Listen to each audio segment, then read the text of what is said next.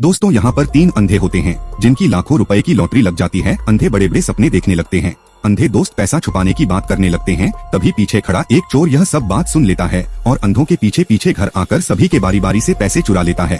सभी अपने पैसों को लेकर बहुत ही ज्यादा परेशान हो जाते हैं और चोर को पकड़ने के लिए एक प्लान बनाने लगते हैं। एक अंधे के पास कुछ पैसे बचे होते हैं जिससे वह बिरयानी बनाने की बात करते हैं, मगर दोस्तों लास्ट में अंधों के साथ ही बहुत बुरा हो जाता है। मगर उसे देखने से पहले आप इन खूबसूरत लड़कियों को तो लाइक कर देते हो, मगर देखते हैं इस माँ के लिए कौन कौन लाइक करके कमेंट में लव यू माँ लिखता है। दोस्तों आखिरी में अंधे बिरयानी लाकर चोर का इंतजार करते हैं और सोचते हैं चोर आएगा तो हम उसे रंगे हाथों यहीं पर पकड़ लेंगे और डंडे से पीट पीट कर बुरा हाल कर देंगे। चोर सभी अंधों की बात सुन लेता है और अंधों की पिटाई कर देता है। बाद में अंधे ही अंधे आपस में झगड़ने लगते हैं और घायल होकर नीचे गिर जाते हैं।